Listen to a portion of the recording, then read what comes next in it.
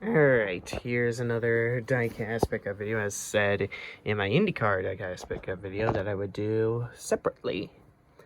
First, let's start off with these two 2001's beauties.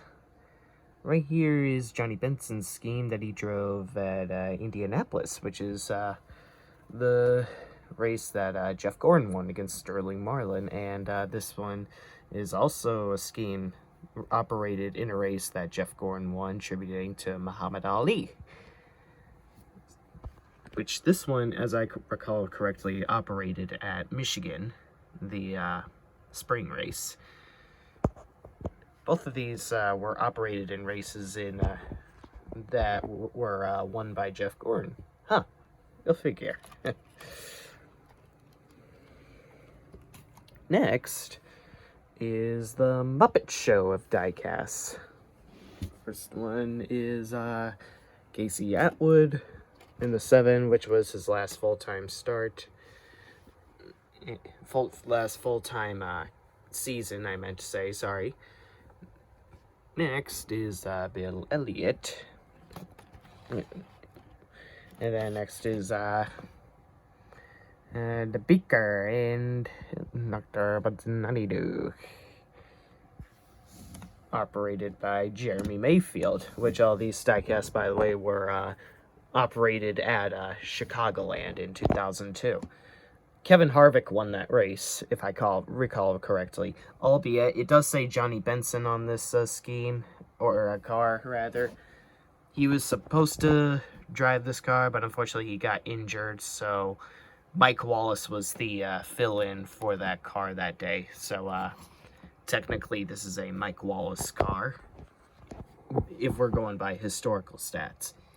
And then the last of the Muppets bunch is Bobby Labonte, paying tribute to Pepe, Fozzie, the Beaker, and Dr. Bunsen. Swedish Chef. Don't remember the dog's name for some strange reason. It's been a while since I kept up with the Muppet Show franchise. I remember my brother used to obsess with the Muppets when back in 2009. Next is let's go through 4 Michael Waltrip diecasts. First is 2 of these Stars and Stripes schemes. One is the one he finally got to celebrate a victory of his in at the 2002 Pepsi 400 at Daytona. And then the other is another Stars and Stripes schemes that I believe he operated at the same race, but 1 year later, which was the last fuel mileage finish at a restrictor plate race until Talladega in 2018, which was won by Eric Almirola when Kurt Busch ran out of gas. Next is a scheme that he operated in the 2003 All-Star race that was won by Jimmy Johnson. And now here's a Chevy rock and roll scheme that I kind of miss a trend on, because I really miss when NASCAR drivers would have no problem sponsoring rock and roll bands or country bands or whatever the fuck, specifically during the Richmond race, because, well, as the name of the race suggests, Chevy Rock and Roll 400.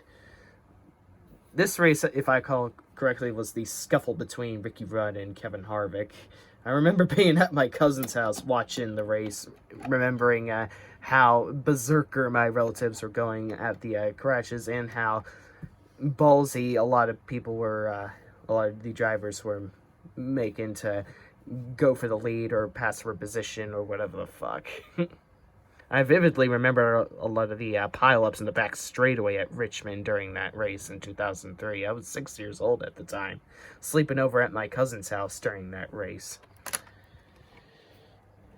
And then I saw Ryan Newman went on TV, and like, well, good for him.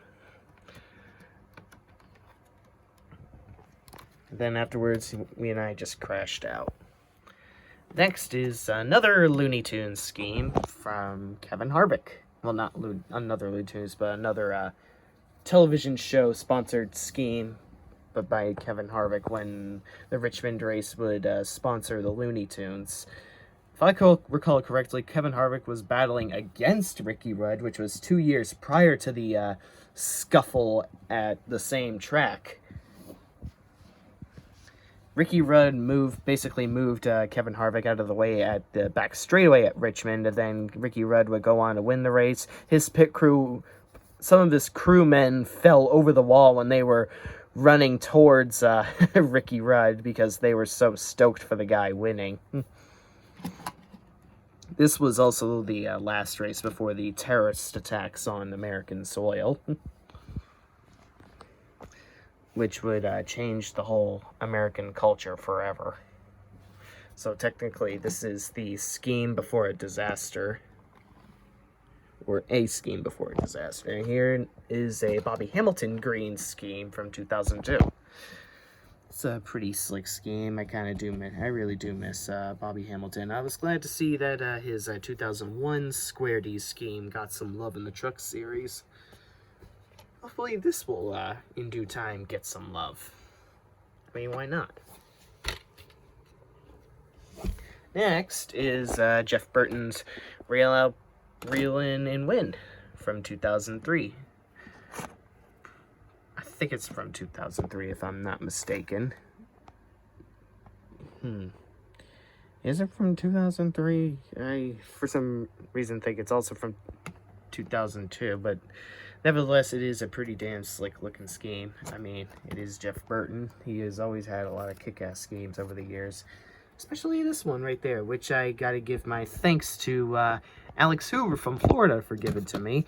The entire hood was not completely painted with purple until 1999. This is always one of the more nostalgic schemes from Jeff Burton. He's one of my favorite ringless NASCAR drivers. I mean, why not give Jeff Burton love? He's always a blast to listen to in the booth as well. Next is Jeremy Mayfield's reverse scheme that he operated at in 2005 New Hampshire Motor Speedway, which I was at that race, which was the same race where there was the scuffle between Kasey Kane and Kyle Busch, where Kyle Busch outright ran Kasey Kane into the wall. Kasey Kane became a roadblock towards Kyle Busch to show his displeasure, and then there was the scuffle, the infamous scuffle between Michael Waltrip and Robbie Gordon, and then Robbie Gordon threw his helmet at Michael Waltrip's car and then went on to call him a piece of shit in his interview. And then, of course, Michael Waltrip was having a little bit of snarky words with BP when he was discussing the incident with him and Robbie Gordon on the track. I have even pictures of this car while I was at the race, so I'll be sure to upload my footage, or, well, not footage, but slideshow of these cars in the near future if I ever have the motivation. Damn slick and rad looking scheme right there. I always loved it when people did the reverse scheme. And here's the scheme that Kasey Kane arguably should have won at least 6 races in. 8 races if you count the Mountain Dew scheme at Michigan, but of course NASCAR called the caution for a crash on the back straightaway, not in front of the flag man, the back straightaway, and of course the Mopar scheme at Charlotte, which he blew a tire in the back straightaway. So arguably this scheme should have been had the potential to be in victory lane on 6 occasions.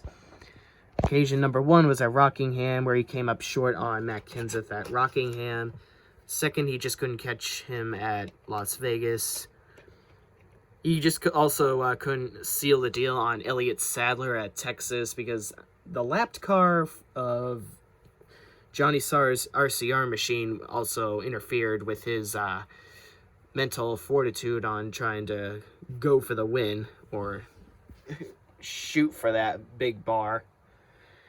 But unfortunately, it just wasn't enough. He was like half a car length away from that victory. And, of course, Dover, he was leading the race, but Casey Mears' engine oil is what pretty much outright chalked his victory away. And then the oil fluid also pretty much took out other vehicle or contenders, too, with the likes of Robbie Gordon, Brian Vickers, and Matt Kenseth. Robbie Gordon finished the race, but the other two said drivers, unfortunately, did not.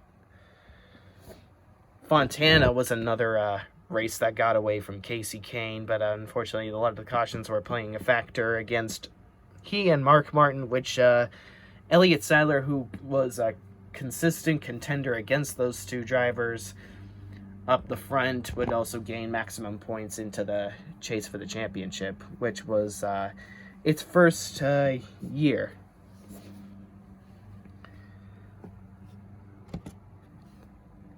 I will guarantee you, if Casey Kane were to pull off all those 8 aforementioned victories, he probably would have, at the absolute bare minimum, finished 3rd in points. And not to mention make the chase. Next is Jeremy Mayfield's Spy versus Spy car that he operated at Atlanta in the chase in 2004, which was also the emotional victory for Jimmy Johnson that day, because Rick Hendrick's entire family died that day.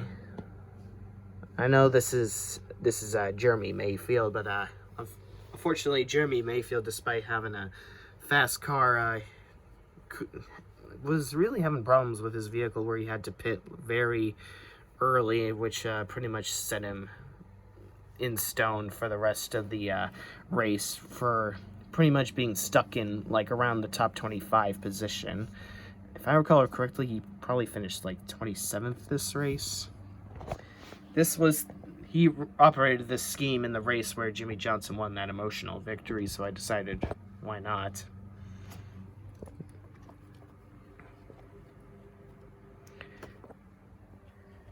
Next is Ryan Blaney's Talladega victory, the second consecutive photo finish victory, this time against Ricky Stenhouse Jr. Anybody would have to be an absolute idiot or oblivious moron to think I wouldn't buy this diecast and hang it up on my wall, because, well, it reminds me of my beautiful remedy after, well, my cat did pass away 2 days prior to this victory, and Ryan Blaney made these tough times better. Felt like 2001 to me, where there was a lot of emotional victories when there was a lot to worry about, and this victory was definitely the pinnacle of one of such. Next is Marco Sambro's Stanley scheme from 2013. Fortunately, he wrecked out of the Watkins Glen race, which pretty much invalidated his chances of having even a single win in 2013. Which, of course, gave the victory to this piece of shit. But I'm not going to dwell too much on it. Anyways, I'm not going to actually rant on Kyle Busch on this one. I decided to buy his 2019 championship scheme out of hopes that he would not have to deal with any more pregnancy duds. I'm just really hoping to the high heavens that he would become a 2-time dad for once. This infertility, the hell that he and Samantha are going through, it's unacceptable. I don't care if I root against someone. I don't care if I'm mad with someone. I don't care if I really love someone. I don't care if I despise him. Kyle Busch should not be going through any of this at all. No one asks for any of this. I just want him to become a 2-time dad and be happy with that forever. I don't get it. I don't get it why they can't just have a second child. It's honestly sickening that Samantha has to be cursed with all this bullshit.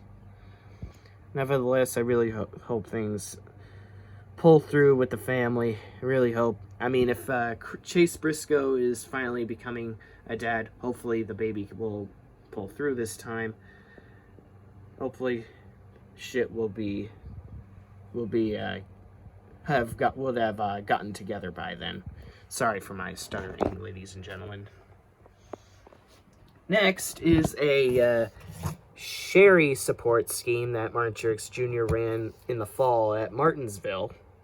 He did miss the Final Four, but it's still a pretty damn slick scheme to have in the collection. Besides, it was also the same race that Chase Elliott won in to punch in his ticket for the Final Four. And this was a scheme where Martin Truex Jr. was showing his love for his wife, who is still to this day battling ovarian cancer. So, honestly, would find it out of my character if I didn't buy this scheme. Hopefully things will get better for Truex and also for Kyle Busch in their personal life. I hate to see that they're going through this.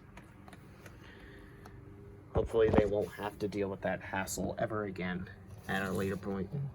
Next is William Byron's Kobe Bryant scheme that he ran at Auto Club last year.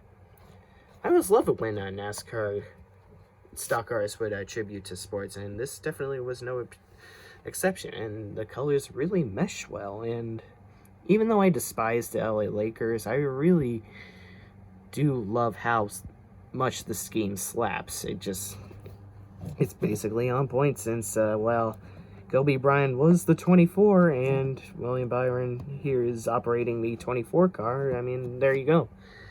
And I find it even more, just as poetic that Ryan Blaney in the 12 car, which 12 times 2 equals 24, would also tribute to Kobe Bryant, that same race. So yeah, I decided since I saw it at the Motorsports Hall of Fame, I decided, well, why not? I got to get something out of vacationing Florida, and that was definitely one of them. Same with Alexander Rossi's scheme, Napa scheme. Next is Jimmy Johnson's 2006 to 2008 throwback, operated by Alex Bowman. If I recall correctly, Alex Bowman had the best finish out of the Hendrick gang that race. Jimmy Johnson would have had, at the very minimum, a podium finish, if not for that stupid Denny Hamlin incident where he just slightly taps his rear bumper and then is now suddenly slow as shit. Finished 3rd and 6th the first 2 stages, and then 18th. And of course, Chase Elliott was screwed out of a win because of a Martin Truex Jr. Bad judgment call on attempting to block, which sent them both into the wall. If I recall correctly, I think the scheme finished 5th or 6th, so this was technically the Dynasty scheme, the scheme that never lost a championship full-time by Jimmy Johnson in the 48. He went from a scheme that never won a championship to this scheme never losing a championship. What a progressive character arc. Am I right? So this scheme pretty much lived up to its legacy by finishing around the top 10 and top 5. I think it was the 6th place finish that he acquired at that Darlington race. Next is the legendary final start scheme, where Jimmy Johnson finished 5th under, which is technically proof that he was never washed up. He was just overdriving himself way too much, to the point where he would either wreck himself, get a plethora of penalties, or get caught up in someone else's mess. Whatever. It constantly happened ad nauseum, but hey, I think he's like the only multi-NASCAR champion to get a top 5 in his final Cup start. Can you name me any other driver that had a kick-ass finish like Jimmy Johnson in their final Cup start that also have multiple championships to their name? I do know Jeff Gordon finished off his full-time career in the 24 with a 6th place finish at Homestead. And his final ever NASCAR start in a 6th place finish at Martinsville, which was also the same race that Jimmy Johnson won. Jimmy Johnson won on Jeff Gordon's last Cup career start, and Chase Elliott won his first championship on Jimmy Johnson's last Cup career start. Imagine that. Jimmy Johnson, to this day, until there's a new 7-time champion in the near future, which won't happen anytime soon, Jimmy Johnson will always and forever will be the only 7-time champion in NASCAR to get a top 5 in his final Cup start. So I think Jimmie Johnson should just stay retired for good to have that bragging right, since I don't think it could ever get any better than that. His teammate winning the championship and him getting a top 5 finish that same race. I think that's one of the best send-offs for Jimmy ever. I used to think it was, for a while, I think it was absolute dumpster fire that he was not getting the treatment that he deserves, but he was able to have a spotlight in the final race, and that was a top 5 finish. I don't think it could get any better than that. He was also the top non-playoff driver that race, so that speaks volumes about Jimmie Johnson's legendary legacy. Alright, enough gab. Any person with a brain would know Jimmie Johnson is 100% a legend. And now let's finish it off with a Chris Buescher scheme, because why not? I really love how the box looks, and this, as always, is a scheme that slaps.